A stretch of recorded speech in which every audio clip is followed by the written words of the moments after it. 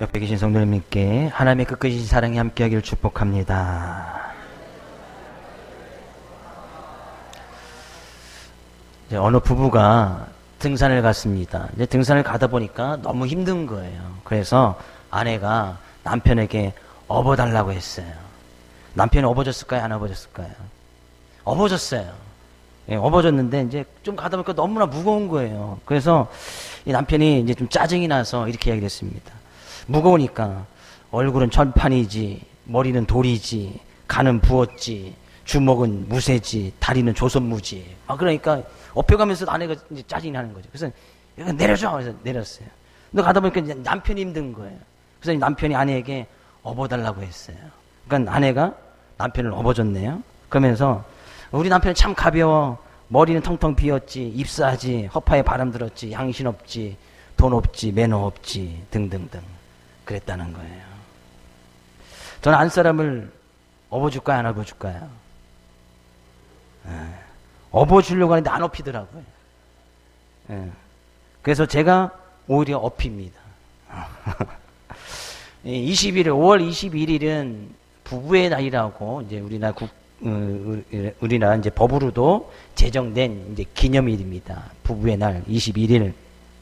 둘이 하나가 되라는 그런 의미에서 이제 부부의 날로 이제 정해졌는데 이것을 이제 조사를 좀 해보니까 왜 성경적인 의미가 있는데 둘이 하나가 된다는 것은 오늘 본 말씀일 수도 있고 창세기에도 하나님께서 결혼이라는 것을 정의하셨을 때 남자가 부모를 떠나 둘이 하나가 될지니라. 그래서 이제 둘이 하나가 되는 그런 의미거든요. 그래서 제가 궁금해서 부부의 날, 언제부터 이제 이 부부의 날이 있었고 왜 그런 의미가 있었는지 조사를 해보니까 그럴 만한 의미가 있더라고요. 왜냐하면 이 기념일을 처음 만들려고 시작했던 사람이 바로 창원에 있는 권제도라는 목사님에서부터 이거 시작된 거예요. 그래서 이날이 이제 이 창원에 있던 이 목사님이 2003년부터 이제 부부의 날 위원회를 이렇게 만들어서 이제 국가에다 계속 이런 부부의 날을 국가 기념일로 좀 제정해달라. 그리고 이제 법으로 청원을 해서 2007년 4월 달에 이제 국회 본회의에서 이것이 통과가 되고 2007년 5월 21일부터 이제 부부의 날이 우리나라에 법적으로 기념하는 이제 기념일이 되어진 것입니다. 그래서 이제 올해부터 올해 11년째 되어지는 날이 되어지죠. 왜 목사님이 이런 날을 만들었는가 하면 이제 1981년부터 미국에서는 이제 세계 결혼 기념일이라는 날이 있다고 해요. 세계 결혼 기념 날이 있어서 우리나라에서도 그런 의미를 좀 되새겨서 결혼에 대한 분명한 의미를 좀 깨닫고 부부가 서로 사랑하면 좋겠다. 사랑하면서 가정을 온전히 이뤄 나갔으면 좋겠다는 그런 의미에서 목사님이 이제 그런 위원회를 만들고 함께 이제 기독교에서 이제 출발이 되어져서 그런 이제 법정 기념일이 되어졌다고 이야기를 합니다. 근데 뭐 공휴일은 아닙니다. 뭐 공휴일을 해주면 좋겠지만 법정 기념일로서 기록이 되어지고 그래서 그때부터 이제 시작된 것이 이제 부부 10계명을 만들어서 부부간에 서로 간에 화합하고 사랑의 모습으로 지켜갔으면 좋겠다 해서 부부 10계명까지도 만들어 놨습니다.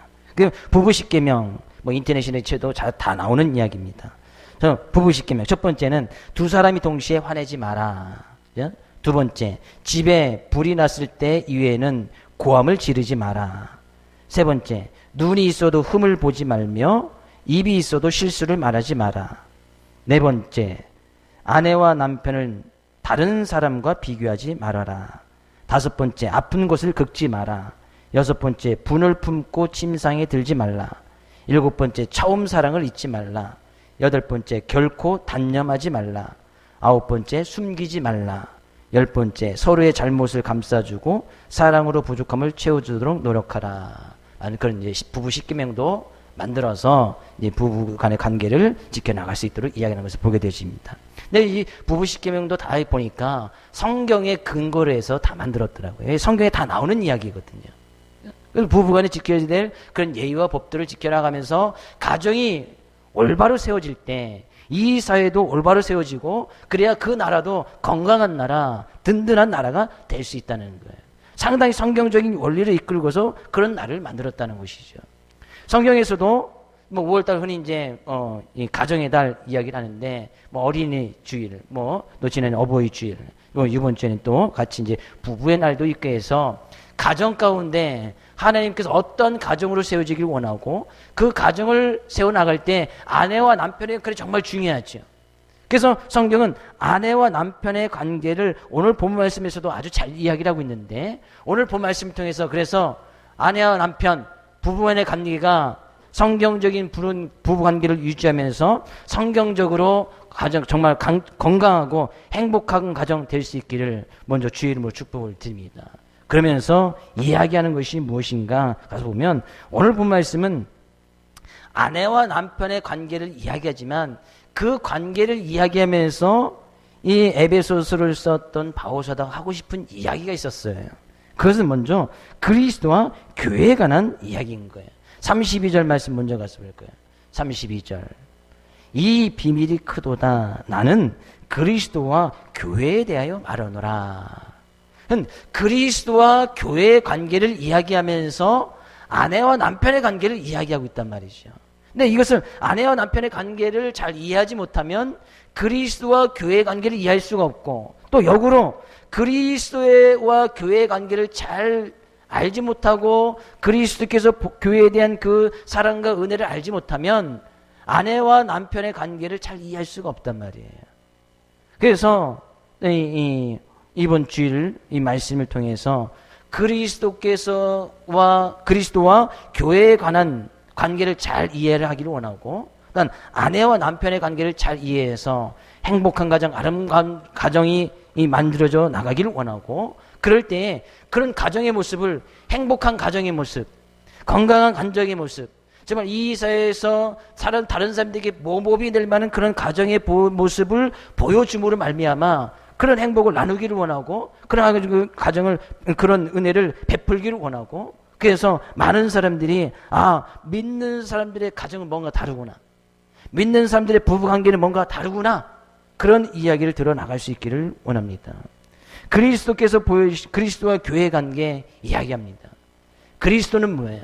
그리스도는 예수 아니에요? 예수님? 예수 그리스도. 그리스도라는 것은 우리의 구세주란 이야기거든요. 예수님께서 이 세상에 오신 이유는 죄악 가운데 있는 우리들을 구원하시기 위해서 그리스도의 모습으로 오셨단 말이죠. 우리를 구원하는, 여기서 교회라는 것은 곧 하나님의 성령이 우리 안에 거하는 우리 자신들, 믿는 사람들을 이야기해요. 믿는 자신들을 이야기한단 말이죠. 그러면 그리스도와 교회의 관계는 그리스도 대신 예수님께서 교회된 우리를 이 세상 가운데서 구원하기 위해서 보여주신 그리스도의 놀라운 사랑, 하나님 놀라운 사랑이 전반적으로 성경에 다 기록되고 있지만 그 사랑의 관계, 그리스도께서 보여주신 그런 사랑의 모습과 교회된 우리들이 그리스도께서 보여주신 그 사랑에 대해서 어떤 관계를 이루어서 나갈 것이냐, 그것을 이야기하고 있단 말이죠. 예수님께서는 우리를 구원하기 위해서 십자가에 놀라운 크신 사랑을 보여주셨습니다. 자기 자신을 희생하면서까지도 사랑을 보여주셨단 말이죠. 그럼 그런 그리스도를 믿는 우리들은 그리스도의 예수의 말씀 앞에 순종하고 나가는 것이 곧 그리스도를 사랑하는 것이고 어떤 그리스도의 은혜에 보답하는 길인 것을 성경은 분명히 말씀하고 있어요. 그와 마찬가지라는 거예요. 아내와 남편의 관계가 그런 관계가 되어져야 된다는 거예요. 저는 그리스도와 교회의 관계를 말씀드리고 싶지만 그 관계를 통해서 아내와 남편의 관계를 이야기를 하고 있으니까 오늘은 말씀을 통해서 아내와 남편의 관계에 대한 그 초점을 맞춰서 말씀의 은혜를 나누기를 원해요. 그러면 남편된 항상 여기 이제 아내들이 먼저 나오는데 남편들이 먼저 해야 될 모습부터 살펴보고 두 번째 이제 아내들이 어떻게 해야 되는지 살펴보기를 원합니다. 부부가 관계된다. 부부 관계라는 것은 성경적으로 아주 놀라운 비밀이 담겨져 있어요. 그럼 우리가 본문 32절에서 읽었듯이 31절 가서 볼까요? 31절. 그러므로 사람이 부모를 떠나 그의 아내와 합하여 그 둘이 한 육체가 될지니. 이것이 결혼의 정의이기도 하고 한 가정을 세워나감에 있어서 아주 중요한 말씀의 원리이기도 합니다. 두 사람이 부모를 떠나서 그의 아내와 남편과 합하여서 한 육체가 되어지는 것. 이것이 이제 부부 관계거든요. 거기서부터 이제 가정이 출발이 된단 말이죠. 근데 이 관계가 깨어져 버리면 이것이 이제 성경적인 원리에서 이 말씀에서 어긋나게 되어지면 이제 그것은 가정으로서의 올바른 가정을 세워날 수가 없는 거예요. 성경 분명히 이야기하죠. 한 남자와 한 여자, 한 남성과 한 여성이 만나서 한 가정이 분명히 이루어질 것을 이야기를 하고 있어요. 근데 요즘은요, 이 성경적인 말씀에 위배되어져서 남성만 있고 여성만, 성경 분명히 성이 남성, 여성만 있는데 지금 많은 이 사회적인 분위기나 문화들이 왜 남성만 있고 여성만 있느냐? 동성애, 예? 동성애를 주장하는 사람들이 왜 꼭 성은 두 가지여만 되느냐? 예? 혼성도 있고 또 나중에 자기들이 성을 택할 수도 있고 뭐 다육질 성도 있고 그들이 이야기하는 성을 따져보면 20몇 가지가 돼요. 성 종류가 남성 여성이 아닌 남자가 남자를 좋아하는 성도 있을 수 있고 여자가 여를 좋아하는 성도 있을 수 있고 또 그러다 보니까 한 남자와 여러 여자들이 같이 가정을 이룰 수도 있고 또 한 여자와 여러 남자들이 같이 가정을 이룰 수 있고 그러다 보니까 지금 프랑스에서는 성이 태어날 때 정해지는 것이 아니에요. 태어날 때 이 아이가 남자냐 여자냐 정해진 것이 아니고 자기의 성을 나중에 자기가 정할 수가 있어요. 커가면서 내가 남성의 기질이 있나? 남성. 그럼 남성. 그래서 자기 성을 이렇게 결정하는 그런 나이대가 있대요. 그러니까 어느 중학교 때는 남성으로 했다가 고등학교 때는 또 여성으로 체크했다가 또 사회적에서 가서는 또 뭐 이렇게 또 다른 성을 또 체크하고 그러다 보니까 이것이 성적인 혼란이 오게 되어지고 그러니까 올바른 가정을 이뤄나갈 수가 없는 거예요. 그래서 사회적으로 그 법을 통과했던 그 당시에 이 프랑스 그 법을 통과했던 국회인데 너무나 지금 통탄하면서 그래서 그 법을 바꾸려고 하는데 이제는 바꿀 수가 없게 되어지는 거예요. 왜? 성에 대한 정체성이 이제 흐려져 버렸단 말이죠. 그런 사람들이 너무나 많은 거예요. 동생이며 난 남성, 우리 육체적으로 볼 때는 남자인데 자기 안에 끌어오는 것은 여성이니까 막 그러면서 이 여성을 추구하기도 하고 그러다 보니까 혼성도 추구하고 이런 너무나 그런 사람들이 많다 보니까 이제 그런 법을 만들 수가 없는 거예요. 다시 옛날로 성은 남자, 여자 딱 그렇게 했으면 좋겠다 이야기했는데 할 수가 없는 거예요. 근데 그런 물결들이 유럽에서 쭉 번지다가 저쪽으로 갔다가 이제 일본, 우리나라까지 막 건너오면서 성에 대한 정체성이 흐려지게 되어지고 그러다 보니까 가정의 온전한 의미까지 잃어버리게 되어지는 거예요. 보십시오. 이제 나중에는 우리나라는 그런 법이 절대 통과돼서는 안 되지만 나중에는 이제 남자와 남자끼리 결혼한다고 하잖아요. 여자가 여자끼리 결혼할 테니까 인정해달라고 하잖아요. 아직까지는 우리에게서도 그렇게 요구했지만 법적으로 그것을 통과시켜주진 않았어요. 남자가 남자끼리 결혼하겠다고 신청서를 냈거든요. 근데 받아주지 않았어요. 몇 해 전에 나왔고 여자가 여자끼리 결혼할 테니까 그럼 아이는 어떻게 하느냐? 뭐 입양해서 기르면 된다는 거예요. 입양해서 기르든지 아니면 대리남을 쓰든지 대리모를 쓰든지 해서 아이를 그래서 낳아서 기르겠다는 거예요. 온전한 가정이 세워질 수가 없는 거예요. 그래서 성경 분명히 이야기하네요. 믿는 우리들이 예수 그리스도를 믿는 우리들이 올바른 가정의 모습, 아내와 남편의 모습을 분명히 보여줘서 그 가정권 행복한 모습을 보여주고 그런 가정을 세워나갈 때에 그렇게 성 전체성이 혼란한 사람들에게도 가정이란 저런 것이구나. 아내와 남편이란 저런 것이나 밝게 보여주어야 올바른 사회, 올바른 나라를 이끌어갈 수 있다는 거예요. 그러기 위해서는요, 두 사람이 만나서 한 육체가 되고 가정을 이뤄갈 때 있어서 중요한 것이 있어요. 남편 된 사람들이 해야 될 역할과 아내 된 사람들이 역할이 해야 될 일을 성경이 분명히 말씀하고 있네요. 둘이 하나가 되기 위해서는 그 하나가 되는 과정, 둘이 20년, 30년씩 떨어져 있다가 같이 모여서 한 육체가 되고 한 가정을 이루는 것은 쉽지 않단 말이죠. 그런 관계를 잘 유지하기 위해서는 꼭 필요한 것이 있고 남자에게 꼭 필요한 것이 있고 여자에게 필요한 것이 있는데 먼저 25절 말씀 가서 볼까요? 25절 남편들아 아내 사랑하기를 그리스도께서 교회를 사랑하시고 그 교회를 위하여 자신을 주심같이 하라. 남편들에게 꼭 필요한 것은 뭐예요? 사랑이라는 거예요. 남편은 아내를 어떻게 하라네요? 사랑하라네요. 그러니까 가정에서 올바른 가정이 세우기 위해서는 남편 된 사람의 입장에서는 아내를 사랑해야 되는 거예요. 옆에 계신 성도님께 사랑합니다. 일단 부부끼리 앉아있으면 정말 좋을 텐데 이따 오후 시간에 이렇게 부부끼리 앉아도 괜찮을 것 같아. 왜? 오후에도 말씀이 좀 같이 연관되거든요. 요한일서 오후 시간 요한일서에서 펴보는데 요한일서 전체가 사랑 이야기거든요. 남편은 아내를 사랑해야 되는 거예요. 근데 어떻게 사랑해야 되냐? 분명히 이야기하네요. 그리스도께서 교회를 사랑하시고 그리스도께서 예수님께서 죄악된 우리들을 어떻게 사랑하셨는지 그렇게 사랑하라는 거예요. 그렇게가 어떻게냐? 교회를 위하여 자기 자신을 주심같이 하라. 죄악된 우리를 구원하시기 위해서 그리스도께서 자기 자신을 내어주셨다는 거예요. 십자가에 못 박혀 자기 생명을 내어주셨다는 거예요. 그렇게 아내를 사랑하라는 거예요.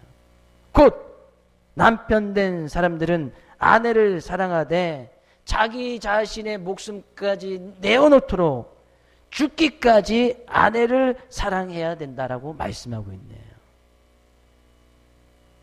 맞습니까?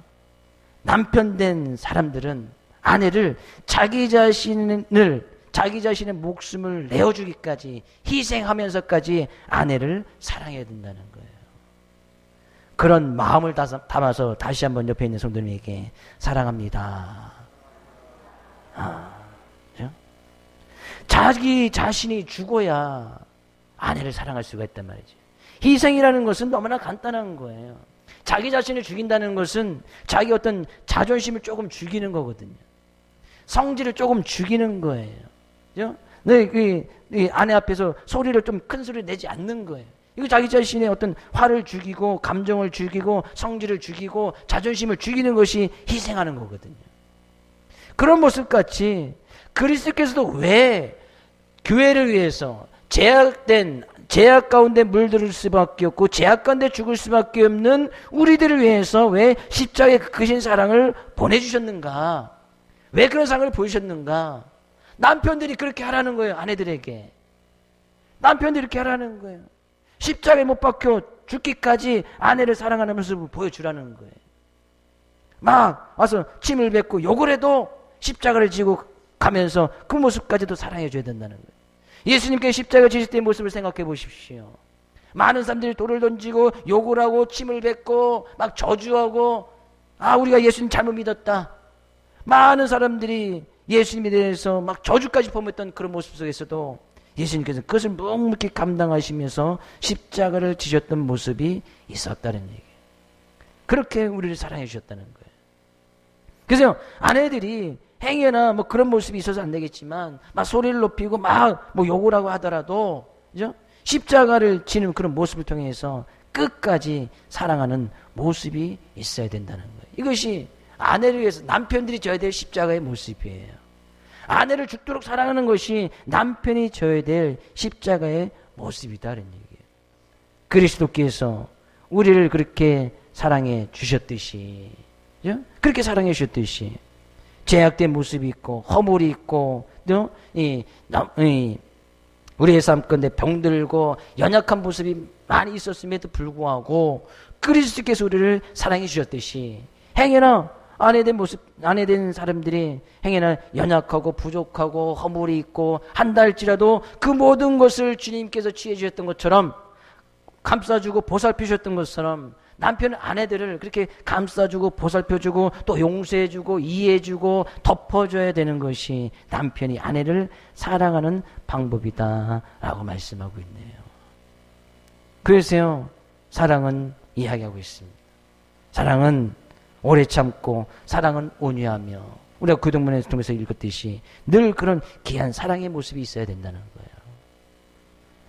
근데요, 이 사랑의 모습을 갖다가 베드로전서에서는 좀 다르게 이야기를 하고 있어요. 사랑이라는 모습은 무엇이냐? 베드로전서 3장 7절 말씀 가서 볼까요? 베드로전서 3장 7절. 남편들아, 이와 같이 지식을 따라 너희 아내와 동거하고 그를 더 연약한 그릇이요 또 생명의 은혜를 함께 이어받을 자로 알아 귀히 여기라. 이는 너희 기도가 막히지 아니하게 하려 함이라. 베드로전서 3장에서도 남편과 아내의 관계를 이야기를 하고 있어요. 베드로는 예수님의 제자였잖아요. 예수님의 제자의 모습으로 예수님을 따라가면서 가정 가운데 있어줘야 될 사랑의 모습을 베드로가 배운 거예요. 그리고 나중에 이 베드로가 서신서를 쓸 때 남편들, 아내들이 어떻게 가정의 모습을 이뤄나갔으면 좋겠는가, 예수님께서 배웠던 그 모습을 그대로 이야기하는 거예요. 남편들아, 이와 같이 지식을 따라 너희 아내와 동거하고, 지식을 따라 이야기하는 것은 하나님의 말씀을 따라 이야기해요. 말씀의 근거에서 우리는 그런 아내와 동거하면서 아내를 사랑하라는 것이죠. 말씀의 근거라는 것은 뭐예요? 말씀이 이야기하는 대로 하나님께서 아내를 어떻게 사랑하라고 했는지, 어떤 모습으로 그리스도께서 우리를 사랑하셨는지 그 말씀의 근거에서, 그러니까 우리가 아내를 사랑하는 것도, 남편들이 아내를 사랑하는 것도 말씀의 근거에서 사랑하는 거예요. 남들이 사랑하니까 사랑하는 것이 아니다는 얘기죠. 하나님의 백성된 우리들은, 그 믿는 남편된 우리의 모습들은 말씀의 근거에서, 하나님의 백성들은 말씀을 따라가야 되니까 말씀 가운데 아내를 사랑하라 라고 말씀하고 있으니까 그 말씀의 근거에서 그 말씀을 지켜나가는 모습으로 아내와 동거하고 아내를 사랑해야 된다는 거예요. 남편들이 가정을 지켜나가기 위해서는 분명히 해야 될 의무 가운데 하나예요. 죽도록 아내를 사랑하는 거. 왜 그런 아내를 사랑해야 되냐? 그는 더 연약한 그릇이요. 하나님께서 여자를 지을 때 더 연약하게 만들어 주셨다고 이야기를 하네요. 왜? 하나님께서 먼저 아담을 지으셨어요. 근데 아담이 혼자 지내는 것이 너무나 안쓰러워서 좋지 보지 못하여 하나님께서 그 아담을 돕는 배필로 하와를 만들어 주십니다. 그럼 돕는 배필로 하나님께서 이 여자를, 하와를 만들어 주시는데, 그러면 남자가 생각하기를, 여자는 남자를 돕는 존재구나. 그래서 항상 자기만 도와달라고 요구하라고 하나님께서 여자를 만들어 놓은 것이 아니란 말이에요. 돕는 배필로 만들어 놓으셨다는 것은 돕는 사람이 더 연약해요? 아니면 도움을 받는 사람이 더 연약합니까? 그죠? 돕는 사람이 더 연약하지요. 그러니까 남자를 먼저 만들어놨는데 뭔가 좀 부족하니까 도움을 줄 수 있는 여자를 만들어놨단 말이죠. 그러면 여자들이 훨씬 더 연약하게끔 만들어 놓으셨다는 거예요. 성경적인 원리는 그래요. 물론 가끔 살아가다 보면 여자가 훨씬 더 힘이 세고, 그죠? 더 무서운 여자들이 있긴 합니다만, 그죠? 그래서 아주 특별한 경우고. 근데 하나님께서 여자는 이 연약하고 어떤 보호를 받을 수 있도록 하나님께서 그렇게 만들어 주셨단 말이에요. 그래서요, 베드로가 이야기하기를 그들은 더 연약한 그릇이기 때문에 당연히 남자들이 그들을 보호하고 그들을 감싸주면서 그들을 도와줘야 되고 그들과 함께 해야 될 것을 말씀하고 있는 것을 보게 되어집니다. 성경적인 원리도 그래요. 왜? 여자가 왜 연약하고 더 연약한지, 그죠? 남자는 하나님께서 지으셨을 때에 흙으로 만드셨고, 여자는 뭘로 만드셨죠? 아담의 갈비뼈를 뽑아서 만드셨잖아요. 그런데 재질도 다른 거예요. 남자는 온전히 회직이지만 여자는 뼈예요. 그럼 누가 더 튼튼하죠? 그 목욕탕 가보면 알아요. 남자는 이제 목욕탕 가면 흙으로 만들었기 때문에 조금만 있어도 흐물흐물해져. 금방. 저도 목욕탕 가면 1시간 이상은 있을 수가 없어요. 목욕탕 안에 있는 찜질이고 뭐하고 다 돌아다니고 딱 하고 나와도 시계 보면 한 50분. 좀 오래 있었다 그러면 50분. 쫙 하고 나면 한 45분, 40분. 모든 거 다 하고 나와도 그래요. 근데 여자들하고 가면 한 2시간 있어도 안 나와. 왜 이렇게 안 나오는지. 이게 뼈를 불리려서 때를 밀려가니까 한참 걸리는 거죠. 막 뜨거운 데 들어가 있어도 시원하다고 하고 안 나오고.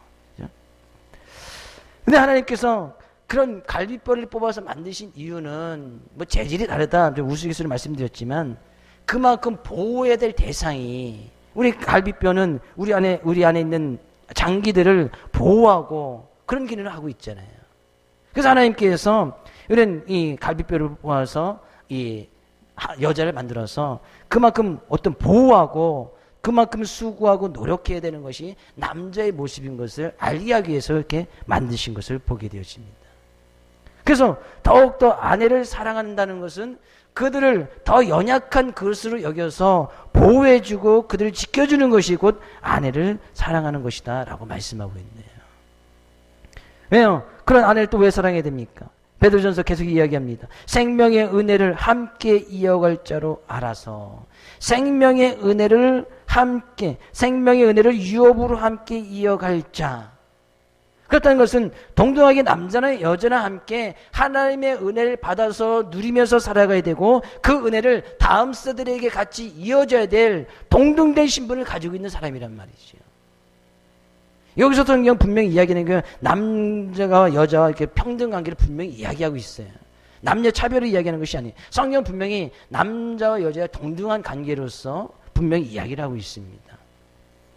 같이 생명의 은혜를 유업으로 받아서 같이 그 유업을 이어나갈 자이기 때문에 그죠? 그 아내를 뭐라고요?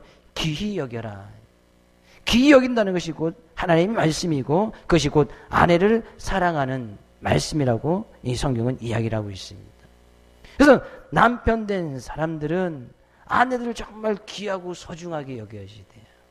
귀하고 소중하게. 남자가 아내를 뭐 무시하거나 함부로 이야기하면 그 아내는 어디 가서 소중히 여기고 기임을 받겠습니까? 예? 가정 안에서 먼저 아내들이 귀히 여기고 소중히 여김을 받으면 그 아내는 밖에 나가서도 정말 귀하고 소중하게 여김을 받을 수 있단 말이에요. 그것이 아내를 사랑하는 비결이라 말씀하고 있는데 이는 너희 기도가 막히지 않게 하려 함이라. 남편들이 가정에서 기도하는데 그 기도가 막히지 않기 위해서 아내를 정말 귀히 여겨서 아내를 자기 자신을 드림같이 사랑하라고 말씀하고 있네요. 왜 남편의 기도가 막히지 않게 됩니까? 왜 남편의 기도가 막히지 않게 아내를 사랑하게 되느냐? 그것은 우리가 뭐 아내된 입장에서 먼저 살펴보고 이 말씀을 살펴보길 원합니다. 22절 가서 볼까요? 22절. 아내들이여 자기 남편에게 복종하기를 주께 하듯 하라. 23절. 이는 남편이 아내의 머리됨이 그리스도께서 교회의 머리됨과 같음이니 그가 바로 몸의 구주시니라. 24절. 그러므로 교회가 그리스도에게 하듯 아내들도 범사에 자기 남편에게 복종할지니라. 남편은 아내를 죽도록 자기 자신을 들여가면서 귀히 여기고 아내를 사랑해야 할 것이며 아내들은 그 남편에게 복종하라고 이야기를 하네요. 아, 복종 이야기하면 좀 뭔가 어감이 그러면 여자는 뭐 남편이 하는 말을 다 따르고 해야 되느냐? 성경적인 원리는 그래요. 하나님의 말씀이 그렇단 말이죠. 복종한다는 것은 순종한다는 이야기거든요. 순종한다는 이야기하는 것은 그 순종한다는 의미가 무엇이냐? 23절 이야기하듯이 남편이 아내의 머리됨과 같이 여기서 머리됐다는 것은 그 가정의 어떤 결정권이 남자에게 있다는 거예요. 남편에게. 그 가정의 어떤 일을 결정하는 것은 물론 아내와 남편이 상의하고 자녀들과도 상의하고 회의를 하고 뭐 논의할 수 있겠지만 그 결정을 결국에 내려야 될 사람은 남편에게 달려져 있단 말이에요. 그래서 그렇게 남편이 어떤 가족이나 이렇게 논의해서 회의해서 남편이 결정했으면 그 결정한 것에서 같이 따라 순종하고 복종해야 되는 것이 아내의 모습이라고 이야기를 하네요. 그러면 이 베드로도 이야기했죠. 남자가 왜 아내를 죽도록 사랑해야 되느냐? 그 너희 기도가 막히지 않게 하게 하림이라. 남자는 분명히 가정의 어떤 결정권을 가지고 있어요. 아내에 대한 결정권도 분명히 가지고 있습니다. 그래서 아내들은 그런 남자에게 순종하고 복종해야 되고 그러면 그 결정된 것을 가지고 이 남자는 하나님께 기도할 것이 아니에요. 남자도 물론 결정을 내리고 가정을 이끌어 나가고 있지만 어떻게 보면 이 남자는 중간 결정권을 가지고 있는 거예요. 최종 결정권은 하나님께 기도함으로 하나님 앞에 받아야 하기 때문이죠. 민우리들은 늘 말씀을 가지고 기도하면서 그 모든 결정은 말씀에 근거해서 하나님께 주신 응답을 가지고 결정을 내립니다. 근데 이 남자가 그래서 잘 결정을 내려야 되는데 기도가 막히고 기도하지 않으면 올바른 결정을 내릴 수가 없단 말이에요.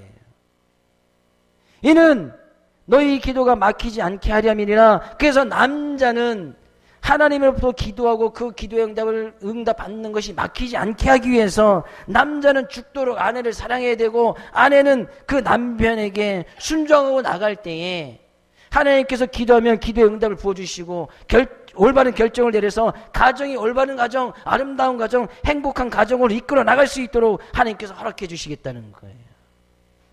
그런 의미에서 아내들은 남자들에게 순종하라고 말씀하고 있네요. 가정이 올바른 결정이 내려지고 그 올바른 결정을 따라가기 위해서는 아내는 남편에게 순종해주고 남편은 아내를 죽도록 사랑하고, 그래야 가정 가운데 하나님께 주시는 그런 응답들이 막히지 아니한다 그런 얘기죠. 막히지 아니한다. 그러면 하나님께서 분명히 응답을 주시고 복을 내려주시고 가정 가운데 은혜를 허락해 주셨는데, 남편이 기도하지 않고 가정이 기도하지 않으면 하나님께서 주시는 복이 중간에서 끊겨버리게 되어진단 말이죠. 기도가 막힌다는 것은 기도하지 않는다는 것이거든요. 하나님께서 은혜와 복을 주시고자 하는데 남편이, 가정이 기도하지 않아. 그러니까 주시고자 하는 이 은혜와 복이 중간에서 끊겨버리면 이야기예요. 가정 가운데 참 행복과 가정 가운데 참 기쁨과 즐거움을, 또한 아름다운 삶의 모습을 하나님께서 허락해 주시기를 원하는데, 그 기도하지 아니함으로 말미암아 그것이 끊겨버린다면 얼마나 큰 손해가 나겠습니까? 그래서요, 실제적으로 가정 가운데 더 많이 기도해야 되는 사람들은, 물론 아내 된 사람들도 많이 기도해야 되지만 남편은 더 신중하게 더 많이 기도해야 돼요. 남자 된 사람들이 더 많이 기도해야 된단 말이죠. 더 많이.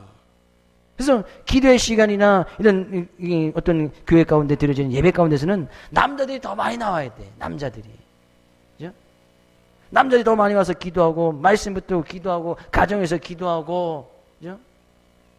그래야 하나님께서 부시는 그 결제 라인이, 올바른 결제 라인이 끊기지 아니하고 올바른 결정을 내릴 수 있고, 그런 올바로 결정을 내릴 수 있도록 도와주는 것이 아내의 역할인데, 그 아내의 역할은 순종이다. 순종. 그러니까요, 가정의 큰 행복과 가정의 기쁨과 즐거움을 책임지는 것도 아내의 역할이 정말 중요한 거예요. 가정의 행복과 행복한 것을 어떤 결정 지을 수 있는 것은 아내의 역할이 정말 중요하다는 얘기죠. 그래서요, 동일하게 베드로는 그 아내에 대한 역할을 갖다가 이렇게 이야기를 하고 있습니다. 베드로전서 3장 3절에서 5절까지 가서 볼까요? 베드로전서 3장 3절에서 5절 같이 읽어보겠습니다. 너희의 단장은 머리를 꾸미고 굼을 차고 아름다운 옷을 입은 외모로 하지 말고, 오직 마음에 숨은 사람을 온유하고 안정한 심령에 썩지 아니할 것으로 하라. 이는 하나님 앞에 값진 것이니라. 전에 하나님께 소망을 두었던 거룩한 부녀들도 이와 같이 자기 남편에게 순종함으로 자기를 단장하였으니.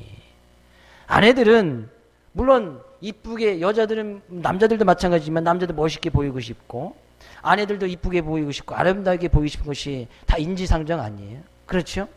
그러니까 뭐 옷이라든지 화장품도 이렇게 사서 바르고 옷도 사서 입고 하는 거 아니겠습니까? 네. 예수님의 제자였던 베드로는 그것보다 더 중요한 것을 이야기하네요.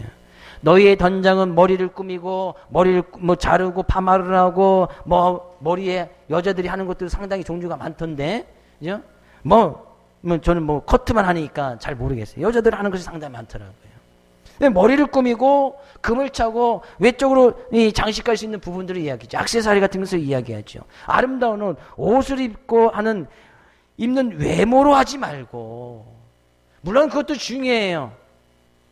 남편들에게 잘 보이기 위해서 또 이 머리도 꾸미고 또 외모도 아름다운 옷 입고 있다는 거 중요해요.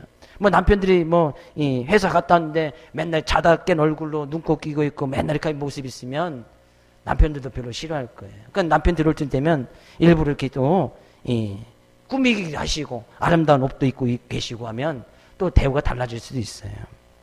네, 그것보다 더 중요한 것이 무엇이냐? 겉으로 보여지는 것, 겉으로 꾸며놓는 것도 중요하지만 더 값지고 더 귀한 것이 있는데 그것은 우리 안에 있는 심령을, 우리 안에 있는 모습을 가꾸는 것이 더 중요하다. 근데 아내 된 사람들이 그런 안에 있는 모습을 잘 가꾸고 또 아름답게 하는 것은 거룩한 부녀들과 같이 자기 남편에게 순종함으로 자기를 단장하였으니, 남편에게 순종함으로 자기를 단장하는 것이 더 중요하단 말이에요. 외모로 단장하고 옷을 입고 저 금을 차고 머리를 꾸미는 것보다 남편에게 순종한 것이 자기를 치장하고 단장하는 길이다 그런 얘기예요. 아무리 화장품 뭐 좋은 거 사서 바르고 아름다운 옷 비싼 옷 사서 바른다 하더라도 남편에게 순종하지 아니하면 그것은 올바른 단장의 모습이 아니라는 거예요. 마음의 단장이 훨씬 더 중요한 거예요. 그것은 남편에게 순종이다. 그래서요, 정말 이 아내 된 사람들이 정말 가장 아름다운 여인의 모습으로 만들어주는 것은 겉으로 보여지는 화장품이 아니고 순종이라는 것이에요. 아름다운 옷이 아니고 순종이라는 거예요. 금과 같은 액세서리가 아니고 순종이라는 것이에요. 그런 순종의 모습으로 나갈 때에 남편들도 분명히 올바른 결정을 내릴 수 있고, 그러면 남편들은 아내를 정말 죽도록 사랑할 것이고, 아내는 그 남편에게 또 순종하며 나갈 것이고, 이 순종과 사랑의 모습이 어려져 나갈 때 그 가정에 하나님께서 막 은혜와 복을 계속해서 부어주시는 거예요. 그럼 아름다운 가정 되겠지요. 행복한 가정 되겠지요. 옆에 있는 이웃집 사람이 와서 묻겠지요. 당신네 부부는 어떻게 이렇게 늘 행복할 수 있고 늘 이렇게 아름다운 가정 이끌어갈 수 있습니까? 우린 말씀대로 살아서 그렇습니다. 하나님의 말씀대로, 그 말씀대로 살기 때문입니다. 교회에서 이야기했던 그 말씀대로 살기 때문입니다. 그런 행복을 보여주고 나눠줄 때 자연스럽게 전도가 되는 것이 아니겠어요.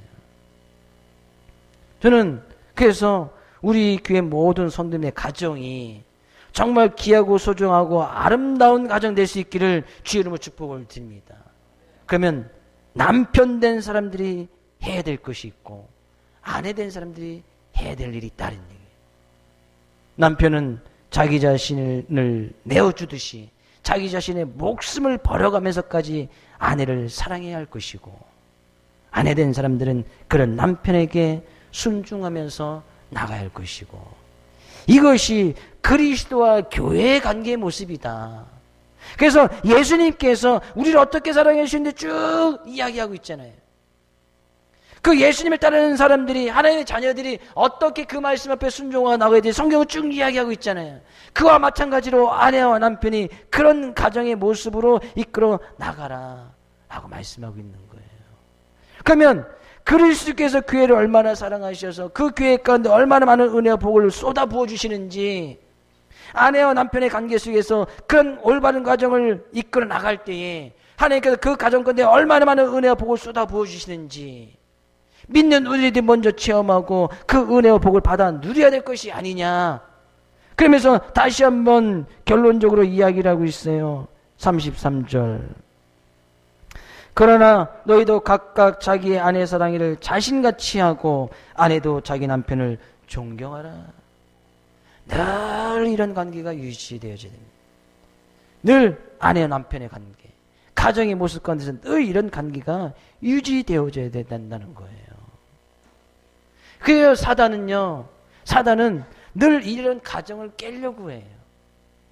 우리가 이 사회를 이루는 공동체, 제일 작은 공동체가 가정이라는 공동체잖아요. 개인으로부터 가정의 공동체가 이루어지고 가정들이 모여지면 한 사회가 되어지고 그 사회들이 모여지면 이제 국가가 되어지고 이제 나라가 세워지는 것인데, 사단은 이 나라를 무너뜨리기 위해서, 쉽게 얘기해서 우리나라를 무너뜨리기 위해서 이 나라를 전체적으로 무너뜨리는 힘이 들잖아요. 그러니까 가장 작은 공동체를 이뤄나가는 가정이라는 것을 무너뜨리고 나가면 가정 무너뜨리면 그 사회도 무너지고 그 나라는 자연스럽게 무너지는 거예요. 그래서 이 가정을 깨뜨리는 방법이 뭐예요? 둘이 하나 되어서 끝까지 주의 말씀을 붙들고 사랑하고 순종하는 관계를 유지하면서 살아가야 되는데 그런 관계를 깨어버리는 거예요. 왜 아내 된 사람 남편에게만 순종해야 돼? 나도 결정하고 나도 이 가정을 이끌어 나갈 수 있지. 물론 그럴 수도 있어요. 남편 없거나 뭐 그러면 가정의 모습으로 이끌어 나갈 수 있죠. 그런 모습을 이야기하는 것은 아니잖아요. 남편이 아내를 사랑하지 못하도록 만드네요. 아내만 사랑해야 되는데 옆집 아줌마도 사랑하고, 그죠? 이웃집 어떤 누나도 사랑하고. 그래서 말씀 가운데서 가정이 이루어져야 되고, 이 하나님께 주신 아름다운 성이 가정 안에서만 머물러야 되는데, 이것이 마치 뭐 괜찮은 것처럼, 요즘 사회 문화들이 그렇잖아요. 아내 있고 남편이 있어도 애인 하나쯤 둬도 괜찮은 것은 벌써 10여 년 전 이야기고, 이제는 그것에서 벗어나서 마치 뭐 가정을 이뤘다가 다시 이혼했다가 또 다시 재결합하고 다시 뭐 이혼하고 살아가는 것이 이제 이 우리나라에서도 많이 편만해져 있다. 가정이 깨어지는 것이 깨어질 수 있구나. 그것이 이제 자연스럽게 받아들이는 그런 입장이 돼 있단 말이에요. 저거랑 깨지면 안 되는데 저렇게 하면 안 되는데 이렇게 염려하고 두려워하는 것이 아니라 그럴 수도 있다. 그렇게 이제 인식하면서 받아들이게 되진단 말이에요. 그렇게 되니까요, 신혼 이혼이라든지 황혼 이혼이라든지 뭐 조론이라는 것이 아주 이제 심각한 수준에까지 이르렀어요. 사단이 그 가정을 깨는 거라니까요. 그 가정을 깨워버리는 거예요. 그러면 교회도 온전히 설 수 없고 사회도 온전히 설 수 없고 그 나라 무너지는 것은 시간 문제인 거예요. 성이 가정 안에서만 머물러야 되는데 무슨 성이 가정 안에만 있어야 돼. 동성애 인정해주고 가정 밖에도 성이 있어도 괜찮고 애인 하나 좀 더도 괜찮고 뭐 꼭 가정 안에서만 그 성이 머물 필요가 뭐가 있느냐. 육체적인 쾌락과 즐거움에서는 마음대로 성을 누리면서 살아갈 수도 있지. 동성애 사람들이 주장하는 거 아니에요. 그러다면 가정이 온전히 설 수 있습니까? 가정이 깨어지는 거예요. 가정 없이도 살아갈 수 있다고 주장하는 것이 동성애 사람들 아니에요. 남자가 남자끼리, 여자가 여자끼리, 한 남자가 여러 여자를 또 이렇게 해서 한 여자가 또 여러 남자를 그렇게 하면서 가정이라고 하면서 이루어 나가려고 한단 말이죠. 실제적으로 미국이나 프랑스나 유럽 여러 곳은 벌써 그런 관계까지도 인정해줘요. 한 여자가 서너 명의 남자들과 같이 살면서 그것이 한 가정이라는 거예요. 그러면 거기서 만약에 자녀가 생기면 누구의 자녀예요? 누구의 자녀? 이 아빠가 4명이야. 엄마는 1명인데 아빠는 4명이야. 거꾸로 한 남자가 여러 명이. 아빠는 1명인데 엄마는 4명, 5명이야. 나중에 어떻게 되는 거 어떡해. 아주 심각한 수준에까지 이르는 거예요. 그러니까 그것을 보고 자녀들은 상당히 개방적인 거예요. 엄마가 4명이고 아빠가 5명이니까 성이 개방적이죠. 가정 안에 머무를 성이 마음대로 막 누리면서 살아가는 거예요. 결국에 그 자녀들이 나중에 커서 가정을 이뤄갈 때 온전한 가정을 세워갈 수가 없는 거예요. 벌써 그 단계까지 와 있어요. 그런 법을 통과시켰던 미국의 여러 주들이나 유럽 여러 나라들이 지금 통탄하면서 해결을 합니다. 돌이킬 수가 없어요. 사단은 그런 전략을 쓰고 있는 거예요. 우리나라에도, 우리 교회도, 우리 가정 가운데서도 가정이 올바로 세워지면서 왜 남편이 아내만 사랑해야 돼? 성경은 아내만 사랑하고 죽기까지 아내만 사랑하라고 말씀하고 있는데 왜 아내만 사랑해야 되는 거예요? 옆집 아줌마 사랑하면 안 돼? 사회적인 분위기는 된다. 괜찮다. 왜 남편에게 순종해야 돼? 남편이 아내에게 순종하면 안 돼? 그죠? 그러면 가정이 깨어지는 거예요. 오늘 우리는 이 말씀 의지해서 왜 그리스도께서 죄인된 우리를 그렇게 사랑해 주셨는지 그 사랑의 모습을 가지고 남편 아내를 사랑할 것이며 그렇게 죄사함의 은혜를 받은 우리들이 주님의 말씀 앞에 순종하고 그 말씀 앞에 순종하는 것이고 하나님을 사랑하는 것이고 그가 사랑할 때 하나님 그 크신 은혜와 복을 받아 누려가듯이 아내는 그렇게 순종함으로 말미암아 화목한 가정, 아름다운 가정, 행복한 가정.